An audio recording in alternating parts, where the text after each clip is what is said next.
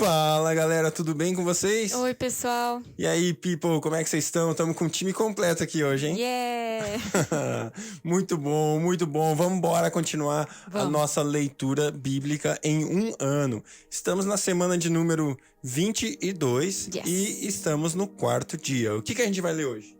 A gente vai ler 1 Reis 10, 1 Reis 11 e 2 Coríntios 2. Boa, muito bom. Então, na semana 22, quarto dia, é isso que a gente vai ler. Bora lá. Deus, muito obrigado por esse dia, pelo teu amor por nós, pela sua graça abundante. Espírito Santo, muito obrigado por você estar conosco, porque o Senhor, Espírito Santo, é a voz, é a palavra de Deus nas nossas vidas. O Senhor revela, Deus, a palavra de uma maneira especial. Espírito Santo, nós te amamos. Espírito Santo, nós queremos que as nossas vidas transbordem quem Jesus é, e a palavra de Deus fala que você, Espírito Santo, é aquele que glorifica a Jesus.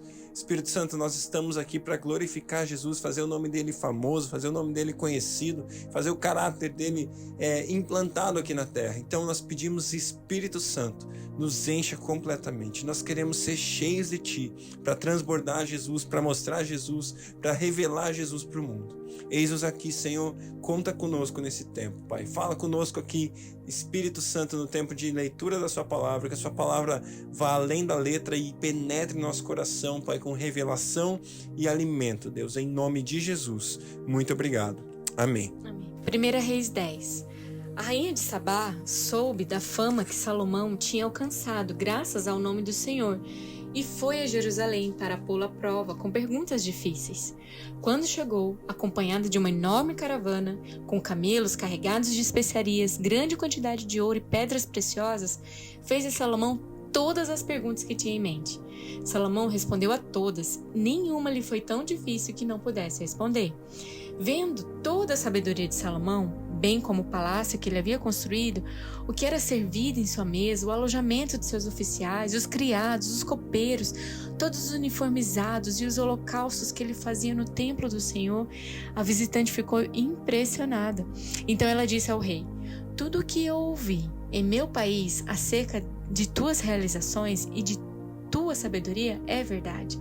Mas eu não acreditava no que diziam, até ver com os meus próprios olhos. Na realidade, não me contaram nem a metade. Tu ultrapassas em muito o que eu ouvi, tanto em sabedoria como em riqueza.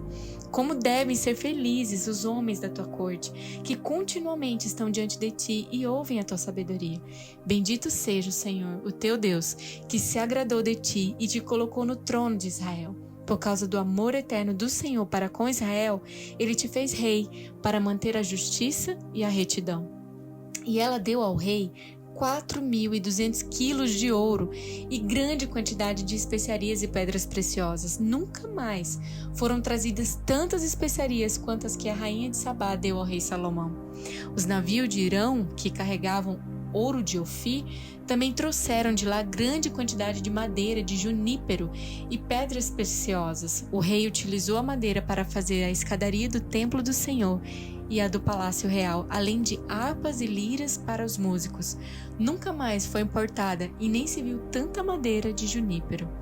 O rei Salomão deu à rainha de Sabá tudo o que ela desejou e pediu, além do que já lhe tinha dado por sua generosidade real.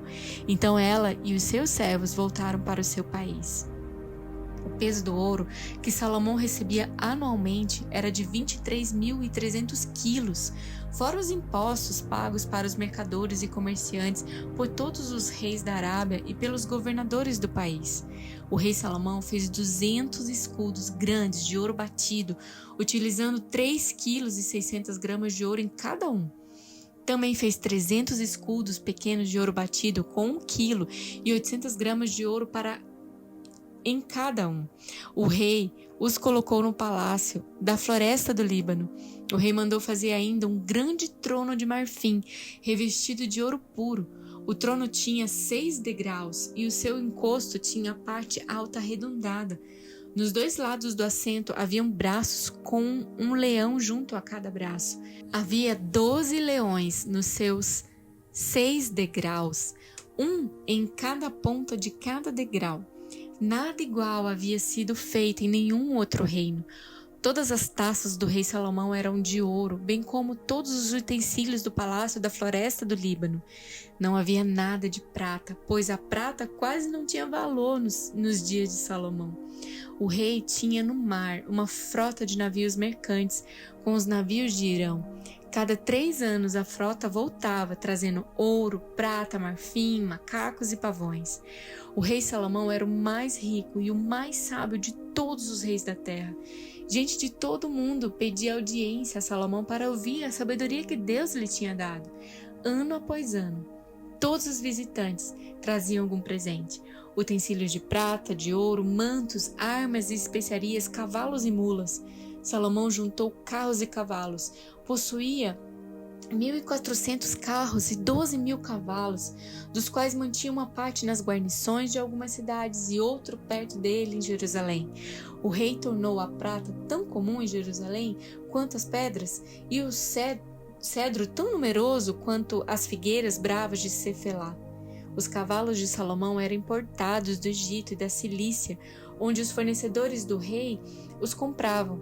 Importavam do Egito um carro por 7,2 kg de prata e um cavalo por 1,8 kg, e os exportavam para todos os reis dos hititas e dos arameus.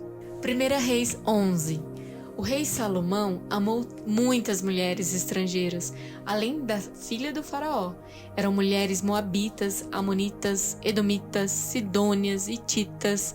Elas eram das nações a respeito das quais o Senhor tinha dito aos israelitas: vocês não poderão tomar mulheres dentre estas nações, porque elas os farão desviar-se para seguir os seus deuses. No entanto, Salomão apegou-se amorosamente a elas. Casou com 700 princesas e 300 concubinas, e as suas mulheres o levaram a desviar-se. À medida que Salomão foi envelhecendo, suas mulheres o induziram a voltar-se para outros deuses, e o seu coração já não era totalmente dedicado ao Senhor, seu Deus, como fora o coração do seu pai Davi. Ele seguiu Astorate, a deusa dos Sidônios, Maloque, o repugnante deus dos Amonitas. Dessa forma, Salomão fez o que o Senhor reprova. Não seguiu completamente o Senhor, como seu pai Davi. No monte que fica a leste de Jerusalém, Salomão construiu um altar para Camas, o repugnante deus de Moabe, e para Maloque, o repugnante deus dos Amonitas. Também fez altares para os deuses de todas as suas outras mulheres estrangeiras, que queimavam incenso e ofereciam sacrifício a eles. O Senhor irou-se contra Salomão por ter se desviado do Senhor, seu Deus de Israel, que lhe havia aparecido 2 vezes. Embora ele tivesse proibido Salomão de seguir outros deuses, Salomão não lhe obedeceu. Então o Senhor lhe disse: já que essa é a atitude, e você não obedeceu à minha aliança e aos meus decretos, os quais ordenei a você, certamente tirarei você o reino e o darei a um dos seus servos. No entanto, por amor a Davi, seu pai, eu não farei isso enquanto você viver. Eu o tirarei da mão do seu filho, mas não tirarei dele o reino inteiro. Eu lhe darei uma tribo por amor de Davi, meu servo, e por amor de Jerusalém, a cidade que escolhi. Então o Senhor levantou contra Salomão um adversário, o edomita Hadade, da linhagem real de Edom. Anteriormente, quando Davi estava lutando contra Edom, Joabe, o comandante do exército que tinha ido para lá enterrar os mortos, exterminara todos os homens de Edom. Joabe e todo o exército israelita permaneceram lá 6 meses, até matarem todos os edomitas. Mas Hadade, sendo ainda menino, fugiu para o Egito com alguns dos oficiais edomitas que tinham servido a seu pai. Partiram de Midian e foram a Parã, e lá reuniram alguns homens e foram ao Egito, até o faraó, rei do Egito, que deu uma casa a terras, e Hadade lhe forneceu alimento. O faraó acolheu bem Hadade, a ponto de dar-lhe em casamento uma irmã de sua própria mulher, a rainha Tafines. A irmã Tafines deu-lhe um filho, chamado Genubate, que fora criado por Tafines no palácio real. Ali Genubate viveu com os próprios filhos do faraó. Enquanto estava no Egito, Hadad soube que Davi tinha descansado com seus antepassados e que Joabe, o comandante do exército, também estava morto. Então Hadad disse ao faraó: "Deixe-me voltar para minha terra.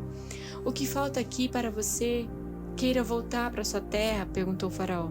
"Nada me falta", respondeu Hadad, "mas deixe-me ir." E Deus fez um outro adversário levantar-se contra Salomão, Rezon, filho de Eliada, que tinha fugido do seu senhor Hadadezer, rei de Zobá. Quando Davi destruiu o exército de Zobá, Rezon reuniu alguns homens e tornou-se líder de um bando de rebeldes. Eles foram para Damasco, onde se instalaram e assumiram o controle. Rezon foi adversário de Israel enquanto Salomão viveu e trouxe-lhe muitos problemas, além dos causados por Hadad. Assim, Rezon governou a Síria e foi hostil a Israel. Também Jeroboão, filho de Nebate, rebelou-se contra o rei. Ele era um dos oficiais de Salomão, um efraimita de Zeredá, e a sua mãe era uma viúva chamada Zerua. Foi assim que ele se revoltou contra o rei Salomão. Salomão tinha construído Milo e havia tapado a abertura do muro da cidade de Davi, seu pai. Ora, Jeroboão era um homem capaz, e quando Salomão viu como ele fazia bem o seu trabalho, encarregou-o de todos os que faziam trabalho forçado pertencentes à tribo de José. Naquela ocasião, Jeroboão saiu de Jerusalém e Aías, o profeta de Siló, que estava usando uma capa nova, encontrou-se com ele no caminho. Os dois estavam sozinhos no campo, e Aías segurou firmemente a capa que estava usando, rasgou em 12 pedaços e disse a Jeroboão: "Apanhe 10 pedaços para você, pois assim diz o Senhor, Deus de Israel. Saiba que eu vou tirar o reino das mãos de Salomão e dar a você 10 tribos. Mas por amor ao meu servo Davi e à cidade de Jerusalém, a qual escolhi, dentre todas as tribos de Israel, ele terá uma tribo. Eu farei isso porque eles me abandonaram e adoraram Astarote, a deusa dos Sidônios, Camos, deus dos Moabitas, Moloque, deus dos Amonitas, e não andaram nos meus caminhos, e nem fizeram o que eu aprovo, e nem obedeceram aos meus decretos e às minhas ordenanças, como fez Davi, seu pai. Mas não tirarei o reino todo das mãos de Salomão. Eu o fiz governante todos os dias da sua vida por amor ao meu servo Davi, a quem escolhi, e que obedeceu aos meus mandamentos e aos meus decretos. Tirarei o reino das mãos do seu filho e darei 10 tribos a você. Darei uma tribo ao seu filho, a fim de que o meu servo Davi sempre tenha diante de mim um descendente no trono. Em Jerusalém, a cidade onde eu quis pôr o meu nome. Quanto a você, eu farei reinar sobre tudo o que o seu coração desejar. Você será rei de Israel. Se você fizer tudo o que eu ordenar e andar nos meus caminhos e fizer o que eu aprovo, obedecendo aos meus decretos e aos meus mandamentos, como fez o meu servo Davi, estarei com você. Edificarei para você uma dinastia tão permanente quanto a que eu edifiquei para Davi, e darei Israel a você. Humilharei os descendentes de Davi por causa disso, mas não para sempre. Salomão tentou matar Jeroboão, mas ele fugiu para o Egito, para o rei Sisaque, e lá permaneceu até a morte de Salomão. Os demais acontecimentos do reinado de Salomão, tudo o que fez e a sabedoria que teve, estão todos escritos nos registros históricos de Salomão. Salomão reinou 40 anos em Jerusalém, sobre todo Israel. Então descansou com seus antepassados e foi sepultado na cidade de Davi, seu pai, e o seu filho Roboão foi o seu sucessor. 2 Coríntios capítulo 2. Por isso resolvi não fazer outra visita que causasse tristeza a vocês, pois se os entristeço, quem me alegrará senão vocês, a quem tenho entristecido? Escrevi como escrevi para que, quando eu for, não seja entristecido por aqueles que deveriam alegrar-me. Estava confiante em que todos vocês compartilhariam da minha alegria, pois eu escrevi com grande aflição e angústia de coração, e com muitas lágrimas, não para entristecê-los, mas para que soubessem como é profundo o meu amor por vocês.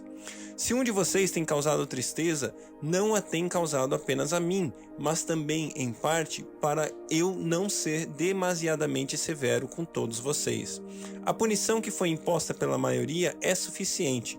Agora, ao contrário, vocês devem perdoar-lhe e consolá-lo, para que ele não seja dominado por excessiva tristeza.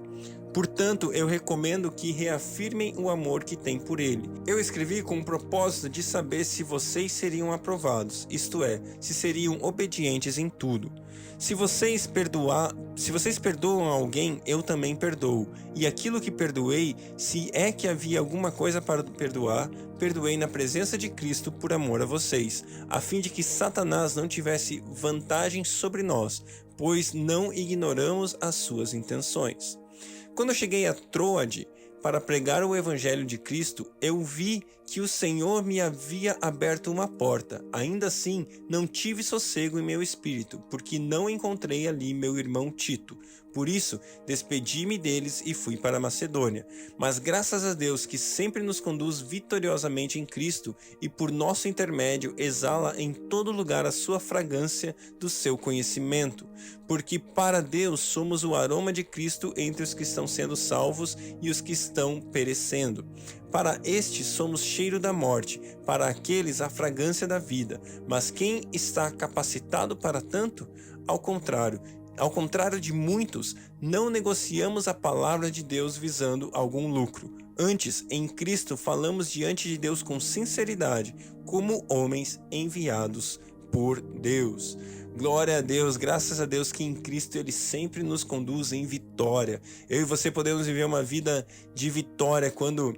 É muito interessante no início do capítulo onde Paulo ele analisa a sua conduta, a maneira e a intenção que a gente leu lá antes em 1 Coríntios, que Paulo queria visitar para ser mais duro, para ser severo com eles em algumas orientações. Mas aqui ele pondera a situação e olha, eu preciso amar, eu preciso agir como Cristo agiu, e ele traz aqui o perdão, ele traz aqui o amor para ser instituído sobre a situação. E é legal porque ele traz exatamente o que ele pregou em 1 Coríntios 13, ele aplica aqui de uma maneira muito excelente, trazendo o amor como a perfeição, como aquilo que vai trazer a disciplina correta ou vai trazer a correção correta. Muito interessante ver essa atitude, essa maneira com que Paulo decide agir com a igreja de Corinto nesse texto. Graças a Deus que em Cristo Ele sempre nos conduz em vitória ou vitoriosamente. E através de nós exala o seu perfume, a fragrância do seu conhecimento. Mas algo interessante aqui é a respeito de que nós somos a fragrância de Cristo no mundo. E essa fragrância pode ser condenação para alguns e pode ser vida para outros, né? Depende de quem recebe ou de quem inspira esse aroma, né? E eu e você temos a oportunidade de viver uma vida que revela Cristo, né? Eu fiz essa oração no início do texto de hoje, porque eu desejo de todo o meu coração que o Espírito Santo nos encha e a fragrância, aquilo que a gente espalha sobre o mundo, seja Jesus. Não seja o meu achismo, não seja a minha vontade, não seja o meu jeitão, mas que seja Cristo em tudo que a gente fizer. Que Deus abençoe seu dia e até amanhã.